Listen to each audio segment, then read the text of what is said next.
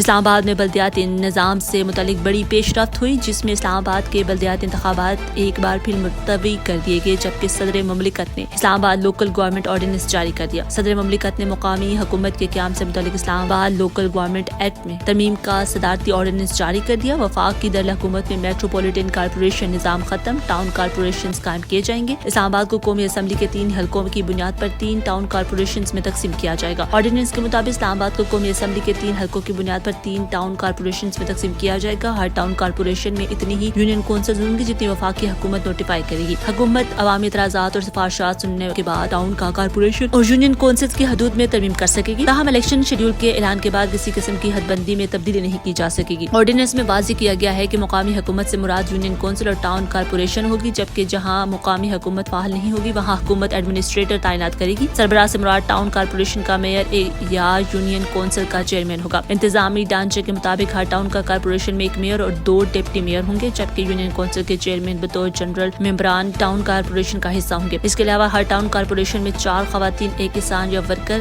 1 تاجر، 1 business man اور 1 نوجوان اور غیر مسلم رکن شامل ہوگا۔ یونین کونسل کی سطح پر جنرل ممبران کا انتخاب خفیہ رائے شماری کے ذریعے ہوگا، جس کے لیے پوری یونین کونسل کو ملٹی ممبر وارڈ قرار دیا گیا ہے۔ ہر ووٹر صرف 1 جنرل ممبر امیدوار کو ووٹ دے سکے گا۔ سب سے زیادہ ووٹ لینے والے 9 امیدوار جنرل ممبران منتخب ہوں گے۔ کامیاب امیدوار 30 دن کے اندر کسی بھی سیاسی جماعت میں شمولیت اختیار کر سکیں گے۔ جنرل ممبران یونین کونسل کی مخصوص نشستوں پر ارکان کا انتخاب شو آف ہینڈ کے ذریعے کریں گے، جبکہ جنرل مخصوص نشستوں کے ممبران مل کر اپنے اندر سے چیئرمین اور وائس چیئرمین کا انتخاب بھی شو آف ہینڈ کے ذریعے کریں گے۔ چیئرمین اور وائس چیئرمین بھی انتخاب کے بعد 30 دن کے اندر کسی سیاسی جماعت میں شمولیت اختیار کر سکیں گے۔ یونین کونسل کا چیئرمین ٹاؤن کارپوریشن کا جنرل ممبر ہوگا۔ ٹاؤن کارپوریشن کی سطح پر جنرل ممبران مخصوص نشستوں کے ارکان کا انتخاب شو آف ہینڈ کے ذریعے کریں گے، جبکہ ٹاؤن کارپوریشن کے تمام ممبران اکثریتی ووٹ کے ذریعے مشترکہ طور پر میئر اور ڈپٹی میئر منتخب کریں گے۔ آرڈیننس کے تحت صرف ٹاؤن کارپوریشن کا رکن ہی میئر یا ڈپٹی میئر کا الیکشن لڑنے کا اہل ہوگا۔ انتخابی امور کے حوالے سے واضح کیا گیا کہ یونین کونسلز کی حلقہ بندی الیکشن کمیشن آف پاکستان کرے گی، جبکہ وزارت داخلہ کی سفارش پر حکومت ٹاؤن کارپوریشن کے اندر یونین کونسلز کی تعداد میں اضافہ یا کمی بھی کر سکے گی۔ مالی اختیارات کے تحت مقامی حکومت یا ایڈمنسٹریٹر کو ٹیکس، فیس، کرایہ، ٹول اور دیگر چارجز عائد کرنے کا اختیار دیا گیا ہے۔ تاہم ٹیکس کی تجویز کی پہلے حکومت سے توثیق لازمی ہے۔ ایڈمنسٹریٹر کی جانب سے تجویز کردہ ٹیکس حکومت کی منظوری کے بعد قومی اسمبلی میں پیش کیا جائے گا۔ مقامی حکومت یا ایڈمنسٹریٹر ٹیکس میں اضافہ، کمی، خاتمہ یا استثناء